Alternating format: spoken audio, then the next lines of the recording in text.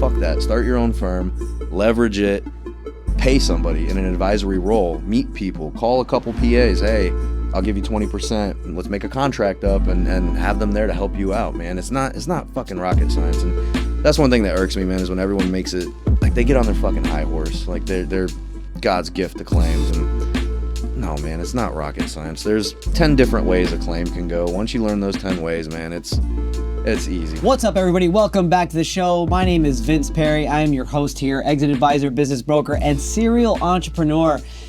And I've got the podcast here, and I'm very excited. Coming to you live from Elite Podcast Studio in Tampa, Florida. And we're very excited because I've got a different way of doing the show, and it's really just trying to really interview people that I think are interesting, people that sort of give a different little bit of a flavor to their content, to the way they run their business, and just to the way they live life. And really very excited about this show today because we're going to be here with Daniel Lackey. Daniel is a certified public adjuster, also runs a general contracting company, and he's going to basically show you, we're going to take you behind the scenes on sort of the things that he does in the business, but also some of the content that he has and the interesting ways that he's been able to actually garner a lot of attention that I'm really excited about. And also, personal friend of mine, Daniel and I have been working together for quite some time, and I'm really excited about the show. But before we get into it, I need you guys to do me a favor. I need you to subscribe, I need you to like, and if you can, share this episode with somebody, or go into the channel and see if there's a video that you like that you could go ahead and share with somebody else. We're really trying to scale this thing to a whole other level, and the more followers we have, the more subscribers we have, the more guests and the more great content that we could provide you. So if you can go ahead and just do me that quick favor, go ahead and click that subscribe button and find a video you like and share it with somebody else, it'd be going a long way. Thank you so much. What do you think? That was a hell of an intro. Sounds good, right? Did you see? Freestyle too. You got to do it freestyle. All right. Well, Daniel, welcome to the show, sir. Very excited to have you on. I'm very excited to have you on because, honestly, I want to thank you. You've always been such a huge, loyal supporter, bro. I really appreciate that. Appreciate it. Yeah, when I got involved in that, I've told you the story, man. Your first videos I found and kind of the one that, after watching some of your content, made me say, screw it, just pull the trigger. On being a public adjuster? Yeah, just going out on my own, entrepreneur in general. Just, specifically public adjusting, but that was the start of it, man. So before we get into it, could you please tell the audience a little bit about yourself? So I'm Daniel Lackey. I own a public adjusting firm called CMD Claim Consultants. I've scaled that last year. We had our 2 years ago, whenever Helene and Milton hit. Mm-hmm. But I guess for the fiscal year last year, when we filed taxes this year, I have a giant IRS tax bill, which is just fantastic. Which is not a bad thing. It means I made good money. So, but we scaled it to almost 2 million. So we were like 7 or 8 around there. My guys ate really good. They ate well. I was taking care of them. So they've, I'd like to think have become loyal. I have a couple public adjusters now who are pretty well educated in the industry and they can handle their claims A to Z. So I've gotten to the point kind of now to where I can step back from that. I have a couple PAs that, they can handle everything. I pay them a good percentage, and I've sort of positioned that as like a passive income avenue for myself. I'm still involved, but minimally. Mm-hmm. And now we've gotten into, my father-in-law got his general contracting license, and we started RCF and Associates, general contracting, construction. So we're just getting that up and off the ground. The beginning of this year we started, so we're about 5 months in now.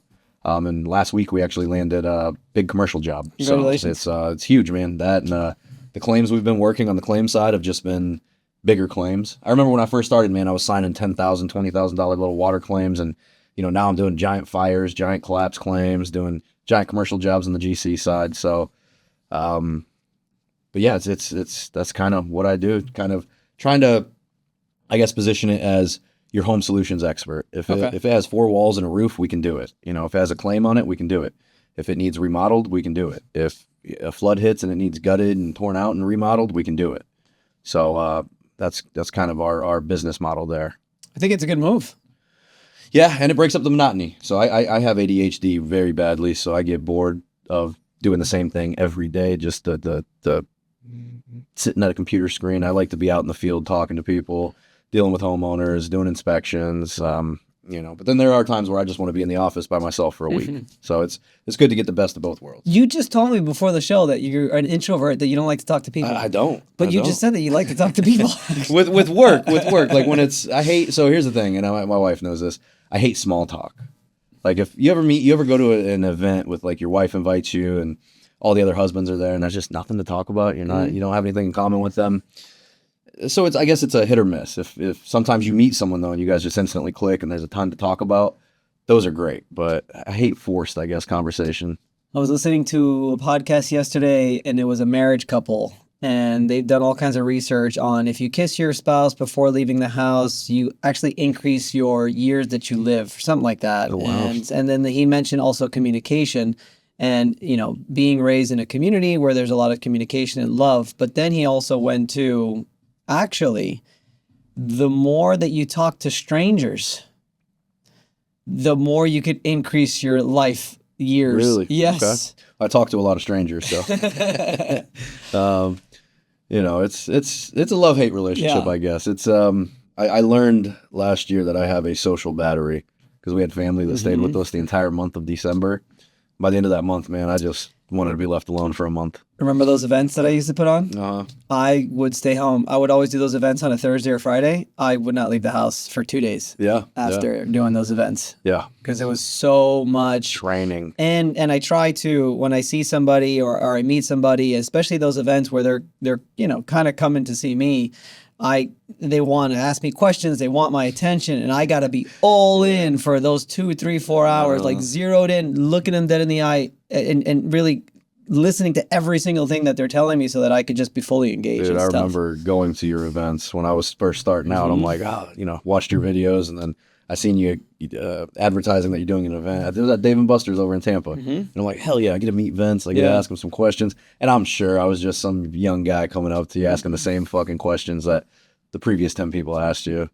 But no, it's cool. I loved it. So what did you do before? Before this? Yeah, you said before entrepreneurship, before you saw the videos and stuff. I was in the oil fields in my early 20s. Really? I had no idea. You didn't know that? No. Yeah. I moved out to Texas. I think I was 22. I was waiting tables. I was living in St. Pete. I was waiting tables at a restaurant on the beach. And me and my brother and a friend of mine, we just started hearing online that you could make money in the oil fields. North Dakota specifically is where. For fracking, right? Fracking, yep, frack sites, drilling rigs.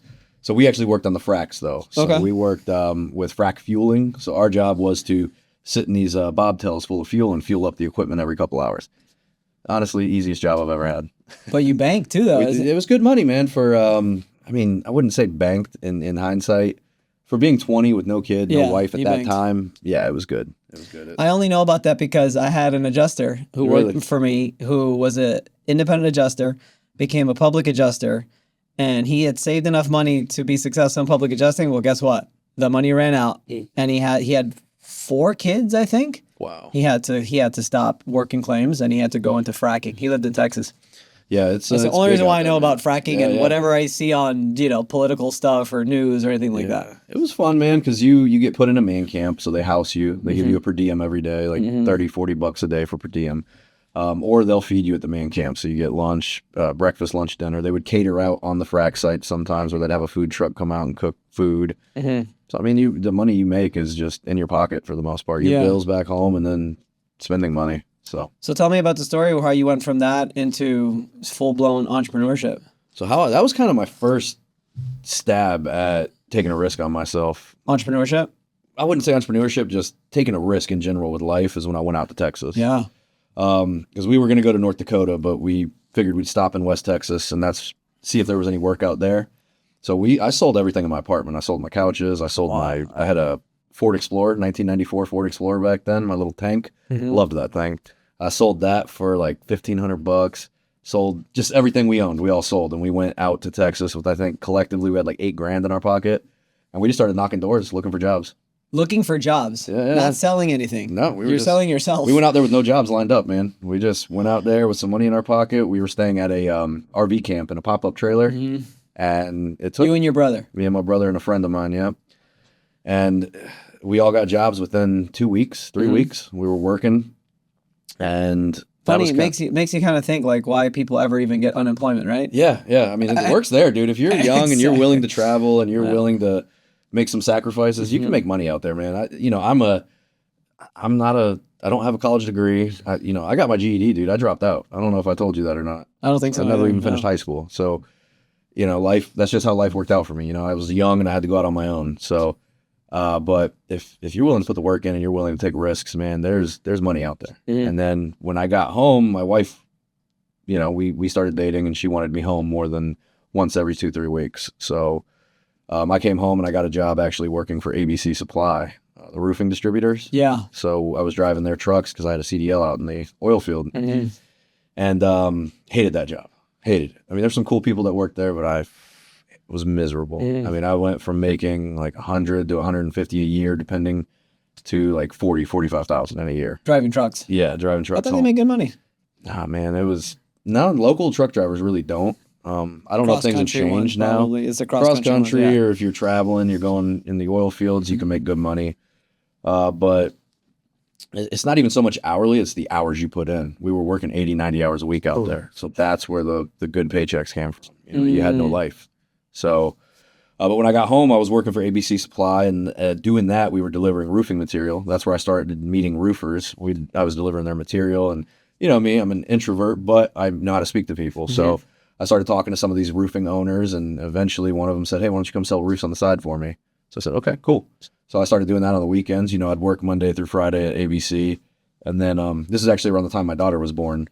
So I'd go sell roofs on the weekends, and I started seeing like, man, I can just go knock a couple doors, and sometimes I strike out, but sometimes I make a sale, and that's $2,000-$3,000 right there. That's more than a paycheck I'm making in my 40, 50 hours I'm putting in at ABC.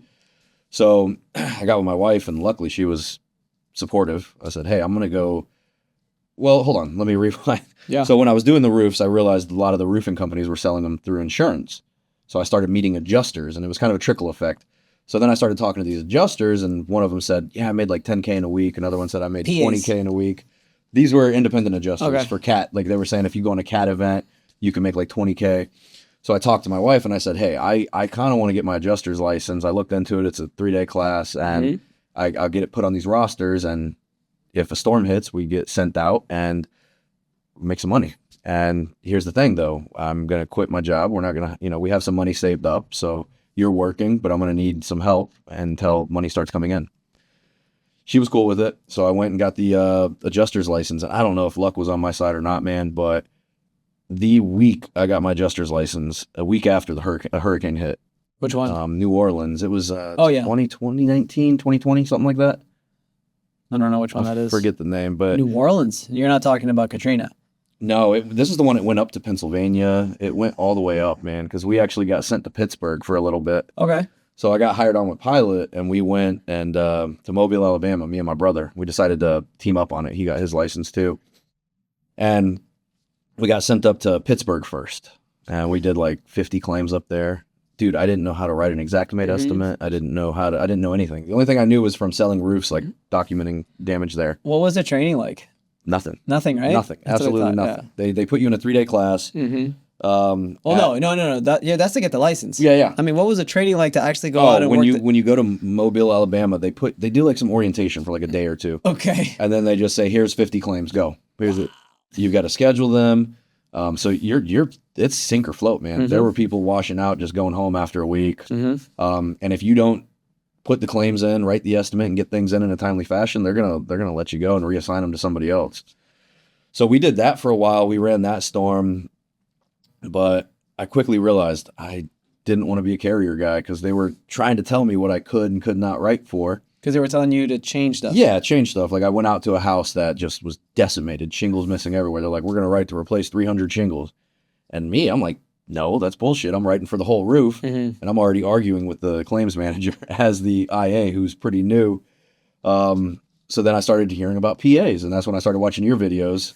And, I was doing the claim side, but it was cool, but and then I quickly saw how scummy they are on that side of things. I think I already know the answer to this question. What was the video that did it? How much money can a PA make? I knew it. I knew it. So, I remember when I made that video, I'm like, man, this is going to be a good one. That was the first one, man. Because obviously my first question that I'm looking up is how much money can you make as a PA? Bam. Just Googling it, YouTubing, and that's what popped up. Nice. When you're thinking about going into something that's, finance, you want to know what you can make. Yeah. So watched your video, and we'll put that right up here. Yeah.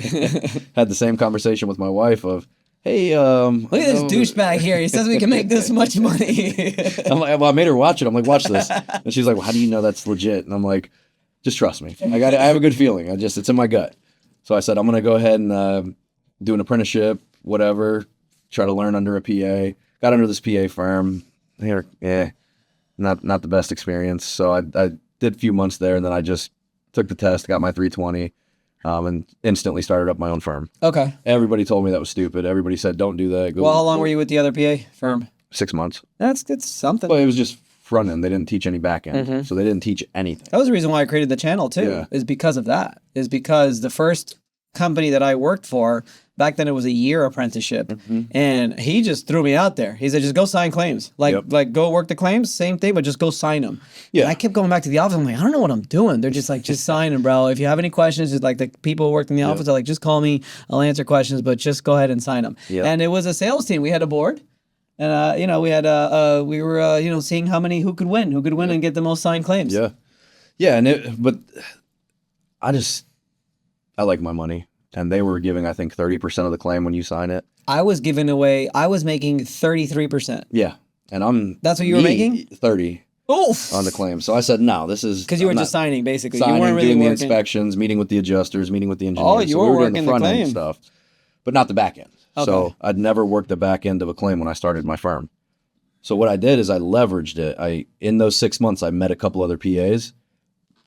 Excuse me. And I called one that had about 5 years experience. My buddy Travis. We're still good friends to this day. And Travis. I said, Open North. I don't know. I thought, he's out of Sarasota. Okay. He started his own firm too now. So I went to him with a proposition. I said, hey man, I'm going to start my own firm. I really don't know what I'm doing. Everybody's telling me not to do it because I don't know what I'm doing. I fully understand that. But here's what I want to do. I want to give you 20% of everything I sign for the first 6 months. You need to make yourself available for me, though. If I call you with a question, just an advisory role. If I call you, how do I file mediation? How do I do this? Just walk me through it. So we did that. I gave him 20% of everything I made. That way I flipped the script to where now I'm making 80% of everything. Right. I know how to sign the claim. I know how to go get deals. I know how to find the work. Now I'm making more money doing it. You were calling me just a couple of years ago asking how to delegate. I mean, you did it right off the bat. Yeah, I mean, but that's the thing. I see people posting all the time. Should I start my own firm? Should I start my own firm? And I see everybody in there saying, no, don't do that. Don't do that. Fuck that. Start your own firm. Leverage it. Pay somebody in an advisory role. Meet people. Call a couple PAs. Hey, I'll give you 20%. Let's make a contract up and have them there to help you out, man. It's not fucking rocket science. Mm-hmm. That's one thing that irks me, man, is when everyone makes it like they get on their fucking high horse. Like they're God's gift to claims. And no, man, it's not rocket science. There's 10 different ways a claim can go. Once you learn those 10 ways, man, it's easy, man. It's rinse and repeat. You know how many times people came to me like, why are you giving away all these secrets on your show? I believe it. And I'm just like, who cares? Yeah. It's not a secret. Dude, you can give it away, but even if you gave it away to 100 people, maybe 5% are actually going to take it and run with it. Mm-hmm. Most people are lazy, man. They're not going to do anything with it. So how have you built your PA differently where a lot of your guys don't just go and start their own firm? I pay them well. From day one, I give them 50%. And I mean, if you want to go start your own firm, I mean, go. By all means. I'm rooting for people, man. I'm not there to try to hold you down and keep you handcuffed. If that's what you want to do, fantastic. Have fun with all the headaches. Because this is the thing. There are a lot of headaches that come with it. I do say, go start your own firm, but it's not all sunshine and rainbows. There are, you got to deal with the licensing issues. You got to deal with making sure everybody's bonded and the shit's up to date. Mm-hmm. Just certain things, man. When a client's not happy, you're the one as the owner who has to deal with it and put the fires out. So if that's what you want, go ahead. But I think my guys are happy with the percentage we give them and not having those headaches. So, gotcha. Now, that being said, out of everybody I've hired, maybe 4 of them have stuck around. So most of them wash out. You know how it is. Yep. Probably 80-90% of PAs wash out. Yeah. So where are you now? So now you started a general contracting company. I don't want to be the bearer of bad news, but how are you feeling with the state of the industry and how everything is going? Man, it's scary. It's not as busy as I would like it to be. But how long has this been now? You've been a PA now? Since 2020 or 2021, so 5 years. 2021, 5 years. 5 going on 6 or something like that. So it'll be 6 here in about 6 months in 2027. So what are you finding out there in the streets? with these claims? So what I'm seeing is a lot of exclusions, 1% matching we're running into. Oh, that one is another one. Department of Administrative Hearing with citizens now. 5 and 10K water limits, full on mold exclusions. Just people are paying higher premiums and getting less coverage right now. And I don't know when it's going to change. I don't know. I mean, it's out of, and me and one of my guys were talking about this a couple days ago. We've gotten probably 15, 20 leads in the last month and a half. We've only signed 2 of them. That's the part that really started to scare me. It was when my guys would call me on site and they said, Vince, what do you think about this? This is happening, bum, bum, bum. I'm like, it's not covered. Yeah. Hey, let me send you this policy. Could you review it? It's not covered. And it was just like every single time. Yeah. I used to say all the time that I would walk away of 50% of the claims that I would walk into. Yeah. Only because either it's not covered or it's just not worth it. Yeah, exactly. And now it's like 10%. Now it's 90%. Yeah, so we're starting to see that same exact thing where we're walking away from a lot more. We were walking away probably about the same 40 to 50% before, because I'm not gonna. You know how it is when you sign a water claim, you're gonna work it for 6 months, 8 months. You have a relationship with that homeowner for a foreseeable future. Right. I'm not gonna do that for $2,000, because if you break it down to the hours and hourly we're putting into that, it's just not worth it, man. Yeah, it's not worth it. So I'll give them advice. I'll have a conversation with them for free, like a 20-minute, like, here, just do this. If you have any more questions, let me know. I have no problem doing that. Nice. But we're seeing the same thing. Yeah. We're walking away from a lot more because it's just not covered. So one thing that you started to do, which I was very, very proud of, is you were working with me for about a year, right? In the mastermind and everything like that. And I always talked about one of the 5 daily non-negotiables was to post on social media all the time. And I know you're not a social media person, you're a social guy.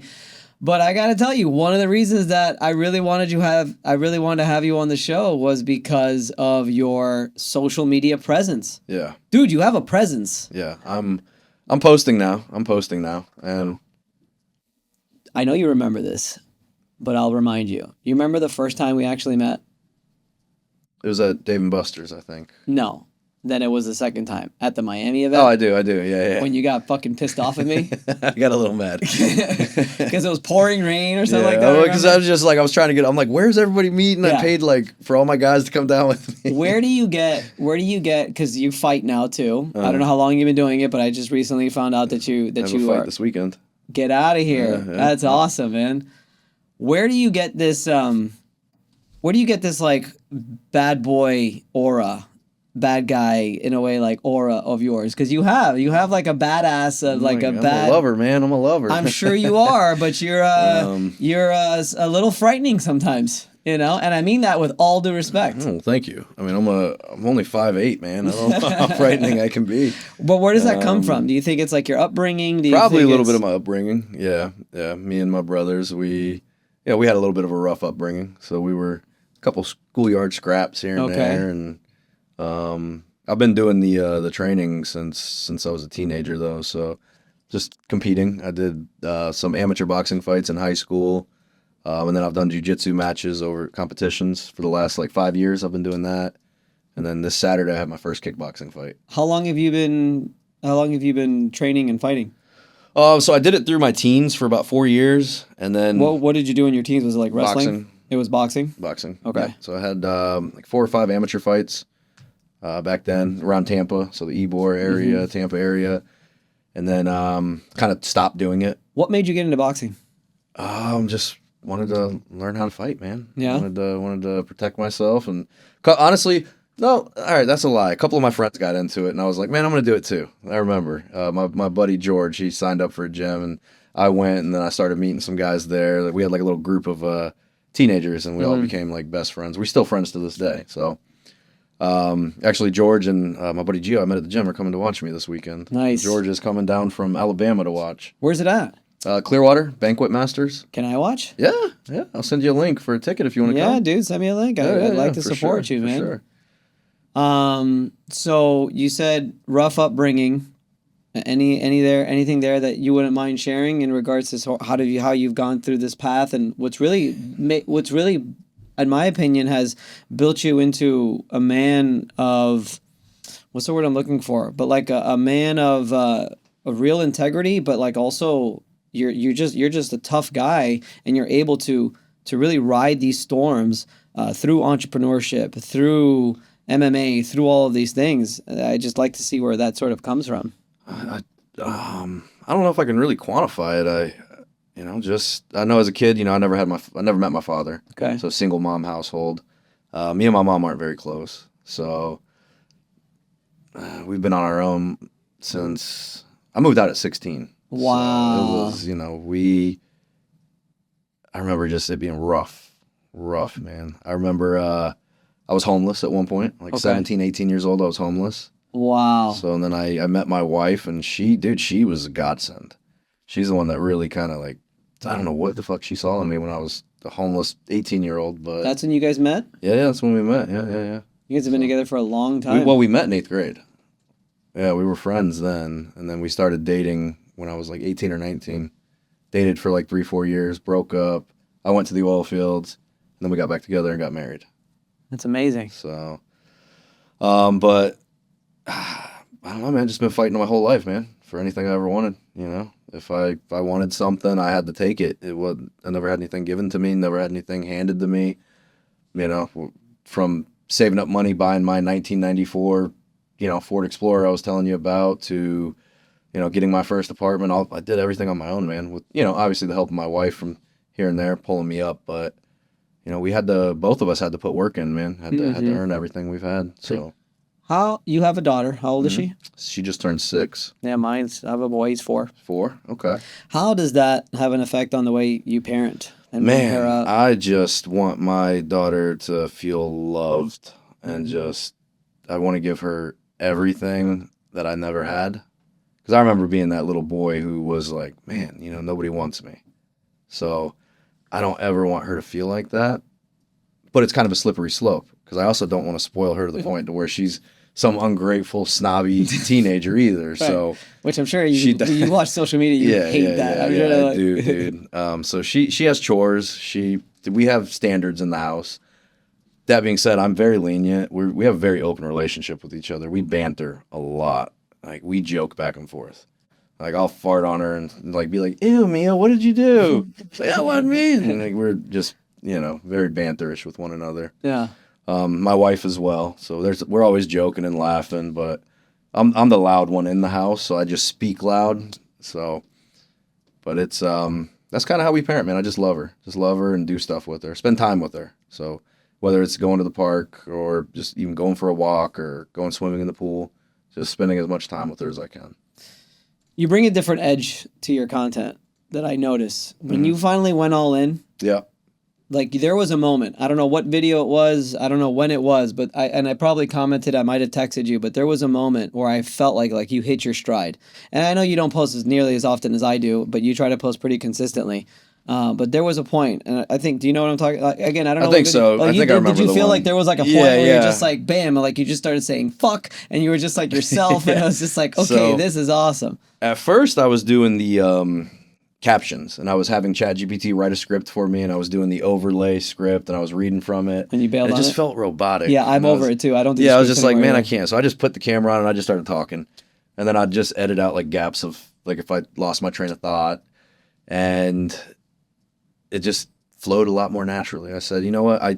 This is who I am. I'm going to say fuck. I'm going to say shit. Like, I don't overuse it, but sprinkle it in a little bit here. No, you're a master at it, actually. I think you throw it in at the perfect times. Yeah. But I feel just to express my frustration with certain situations, especially with the way the insurance carriers are doing the consumers. And I don't know if maybe it makes me appear a little more authentic, because that's kind of what I pride myself on with homeowners, is if I'm dealing with a client, I'm never going to bullshit somebody to try to get a job. There's a million jobs out there that I can get. If you'd like to work with me, great. I'm going to be honest with you. I'm going to do everything I can to the best of my ability and try to make it a great experience for everyone involved. But my sales approach is just to educate. This is the reality of the situation. And some homeowners hate it because I'm not giving them the answers they want. And I'm like, I'm not going to change my answers. Like, this is what it is. We don't know what's going to happen. This is the situation. Like, I'm not going to lie to you. Yeah. If you want me to lie to you, you got the wrong guy. Go call the next guy. So, and that's worked out well for me so far. That's worked out well. And What's been the reaction that you've received as far as DMs and comments and stuff like that? Supportive, man. Supportive. I was actually at the gym. It was cool, man. It was the first time it ever happened to me. I was at the gym sparring Saturday, and we had this guy in. I think his name was John, some young guy, maybe 20, 21. And he's like, "Yeah, man, I saw your podcast, man. I love it." And I was like, "What the hell? Like, that's cool." I felt good. Yeah. So, but it's been positive. Everything I've gotten has been pretty positive. So you remember the 5 daily non-negotiables, right? One of them. Reach outs. You don't have to name them. I don't want to put that pressure on. But one of them was to post on social media 3 times a day. A buddy of mine calls me, and he's struggling. He's lives out in California. I'm gonna go see him actually in a couple weeks, and he's like finding himself again. He just got a divorce, just lost his job. Like he's going through it, right? So we're talking back and forth, and I bring up the 5 daily non-negotiables. I don't know why. And I list them. And he goes, "Oh, those are cool." He's like, "I'm going to do them." He's like, "But you know what?" He's like, "The social media one, that's not really for me." And what I told him was, let me tell you something about posting on social media. I said, number one, you have no idea who your story can impact. Especially now that you're going through the shit. That's some of the best and most impactful content that you could ever have. I said, you know, I told him, I said, did you know that probably once a month, maybe less than that, I receive a message that that the person tells me that my content has been inspirational to them? And he's like, no way. I said, yeah. I said, it's usually the content that it's like when I'm in the shitter and like, well, not the shitter, but like I'm in the shit where it's just like not going well, things are going bad, and I'm sharing and expressing myself. I said, you could impact a lot of people with your content through social media. And then I said, number 2 is there's nothing like turning that camera around and exposing all of your like hidden insecurities that you might have about yourself as soon as you start talking. It is, man. This is, so what I've realized, because I'll post, I've been posting more. I take 1 day a week where I just make like 5 or 6 videos, and then I schedule it out for the next 2 weeks. Like every other day it'll post. Nice. I might only get like 1 like on a video. I might get 3 likes on this one, and then I might have one where I get, 100. But what I've realized it's doing is when I'm face to face with clients, I have an online resume now where I can say, especially in storm environments, "Oh, I'm some guy that just showed up to your house. You don't know anything about me. How can you trust me? Here, go learn about me. Here's my Instagram. Here's my YouTube. Go watch me and learn about me and see how I am." I had it happen last night. I was talking to a restaurant owner who is thinking about selling their business. Now they're like double thinking whether they want to do it or not. So I might bring them into my advisory program. Yeah. And the wife was just like, you told me about it and I just binged on your videos yesterday. And I'm like, all right, cool. Exactly. Definitely adds a state of expertise of what's the word I'm looking for? Not elevation, of like, can't think of the word. Oh man, I'm drawing a blank too. Yeah, but you know what I mean. Authority. Authority, yeah. Yeah. Yeah, I landed a fire claim, but from the videos. No way. Yeah. So, I'm posting these videos, and I'm trying to tell my guys just won't post. I don't know why. They won't. Tell them the impact that they can have on people, man. But, like, it's true. Yeah, like I'm not making a ton of views where I'm making like ad deals or anything, but I have clients that see my videos and then they feel comfortable to sign with me now, and now I just made $20K off a fire claim. Right. Paid for itself. Exactly. Paid for itself. So what's the plan now with general contracting and stuff like that? It's pretty exciting. That, don't know. Still kind of figuring it out, if you want me to be honest with you. Yeah, that's entrepreneurship. The riches are in the niches, man. So I definitely want to niche down. I don't want to try to do everything. I want to have a specific thing that we specialize in. I'm still feeling things out. I've learned with entrepreneurship, it's better just to take action and then just fix it from there, as opposed to waiting. My wife's having that problem now. She's trying to start a little side thing, and she's waiting until it's perfect. Yeah, you can't. I'm out. Like I just went and knocked doors last week. We went knocking doors. How was that? Didn't land. I got one lady who wanted a quote. I sent her the quote, but didn't land anything. But I got out there, man. I got my guys out there. We had 3 of us out there knocking, and I got 2 more days scheduled for next week. Did you upsell the subscription plan? No. Come on, man. I know. Well, I got to get people to take the initial job first. What is it? What is they already have damage? You already know they have damage? No, I'm knocking for the GC side of things right now. That's what I'm saying. Yeah. So, and if we find damage, so you're knocking on the door, and what are you saying? Do you have anything that needs to be repaired? Basically, like, hey, I'm Daniel with RCF and Associates. We're doing some work I always say that. I know. Yeah, it just comes I live in a nice neighborhood now Yeah. for the first time in my life. And oh my God, the solicitors, it's like every week there's at least one or two. I got a gate out front of my house. I have no gate in front of mine, so I don't have to deal with that. But I just, hey, it's to the point, man. Short and sweet. I'm not trying to bother. Because if I can get in front of, I can either spend 3 minutes trying to push 20 people and eat up all my time, or on to the next. But what are you looking for when you knock on the door and they answer the door? So have you done any work on the home? Are you guys thinking about doing any work on the home? Are you in the middle of any projects? How are you not upselling the subscription program? How would I do that? The one that I told you about. All right, people, if you're still watching and you're still listening, So you're saying, every one of your businesses should have a subscription model. The one that I recommended to Danny over here, and if you're a general contractor in the home services industry, you could take this too. You charge $200 a year or $25 a month. Yeah. But what are they getting that's what I'm kind of having my... They get a free inspection to see if there's any issues going on in the house every single year. They get 10% off any kind of repair that needs to be done. You're basically their handyman if anything were to happen in their house. Now, if you think that's beneath you because you're a general contractor, I think that's stupid, because that's how you get yourself in the door. You're getting $200 a year. You multiply that by 100 people. That's what, $20,000 a year? Just like that. Yeah. And you don't have to do anything except maybe schedule one yearly inspection. And when you do that yearly inspection for free, they probably want to do an upgrade, or they probably want to do a remodel. No, for sure. I like it. See, but I think this is where I'm... And then if you really want the tactics on what to do, just fucking ask AI. Yeah.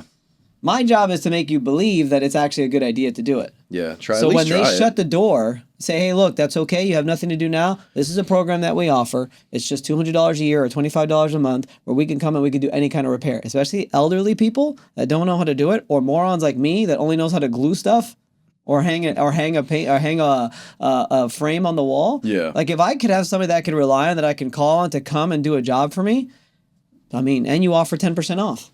Yeah. And you're still getting paid, I'm sure, whatever it is, and it's a small job, sure, but that's the thing too is, I got to take out. Starting out, we have to take anything we can get, but eventually, I do want to niche down into this is what we specialize in, these 2 or 3 things. Which is? I don't know yet. See, what I was thinking is exterior.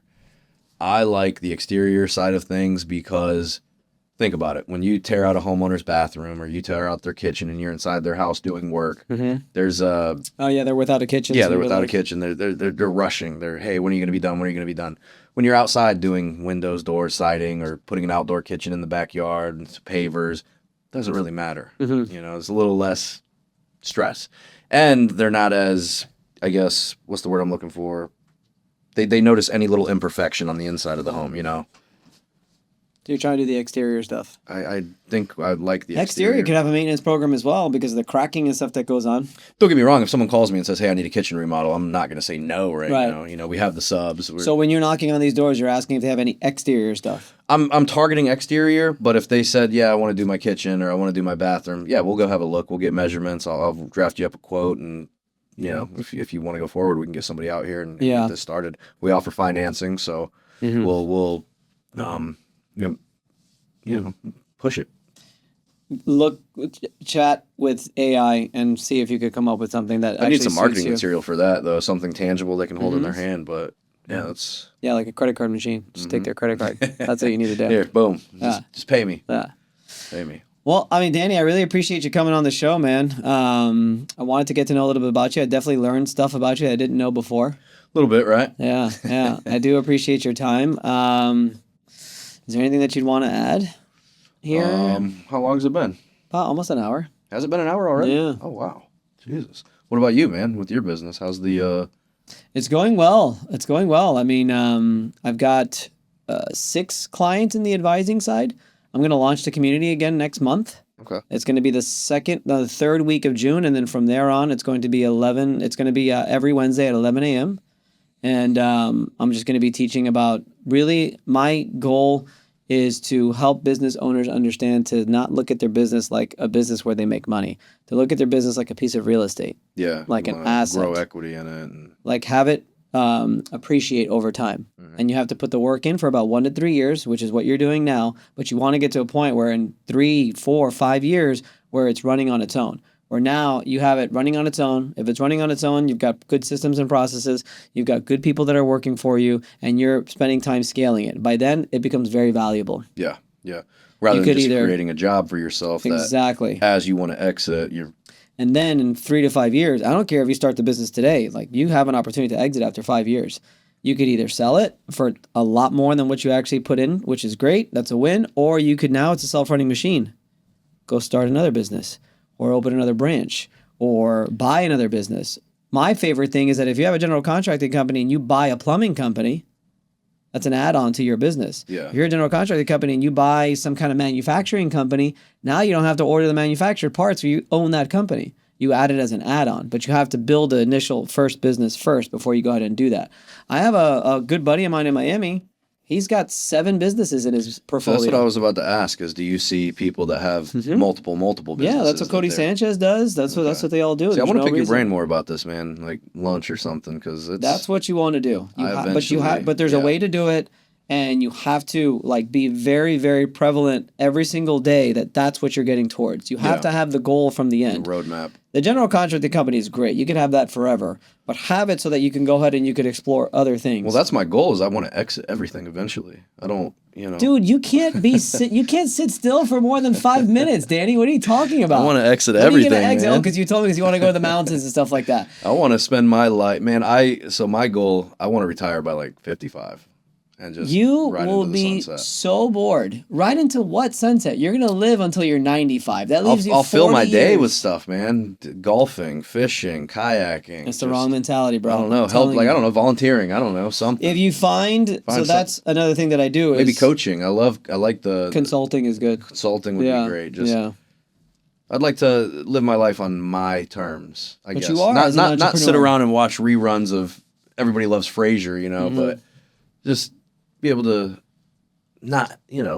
be able to retire. Maybe I just want that position in life where I'm like, I could if I wanted to, but then I just don't. I don't know. Danny, you've been on the streets since you were 16 years old. You couldn't golf, you would last a week, I think. Maybe a month. Maybe. And then what if you break a hip? It could happen. Then you can't golf. Could happen. You're always going to have creative ideas. You're going to want to start another business. You're going to want to do something, always. And yes, if you could find something, what's the word to look for? The way I talk to my 65 and over, if it's philanthropic. If you find something that's like philanthropic, giving back, then that's great too. Yeah. But you have to stay busy somehow. And there's nothing better than having a portfolio of businesses that you're making a salary on each one to total over $500,000 in salary with all these businesses, and everybody's running it on themselves. See, that's the goal. That's what I need to learn. So yeah. The more you're learning, man, the more I'm going to have to pick your brain. Because that's how I started in this, was picking your brain. So. Yeah. No, that's why I'm getting all these certifications and all this stuff, too, because I'm trying to fast-track my way as fast as I can. But that's the idea. Yeah. And my job, like I told you, is I can give you the tactics, but ultimately that's what we have AI for. My job is to really provide the essence that you need to believe in yourself to actually accomplish something like that and have that goal and set up and ready to go. Okay. My goal, I'm going to have a book by the end of the year. That's what the book's going to be about. I'm going to buy it. No, I'll give you a free one. Did you start Joe Dispenza? Did, yeah. Yeah, it's good. And? It's good. It's good, right? Yep. I'm not done with it yet. I've been reading Harry Potter to my daughter at night, so that's been eating into she's on this Harry Potter kick. That's awesome. Now, so we're almost done with that first book right now. Nice. I got like 3 books I'm reading right now. Nice. Yeah, I'm reading like 20, and I get bored of them. Yeah. All right, Danny. I appreciate your time, man. Thanks for coming on. Thank you, brother. Appreciate you having me on, man.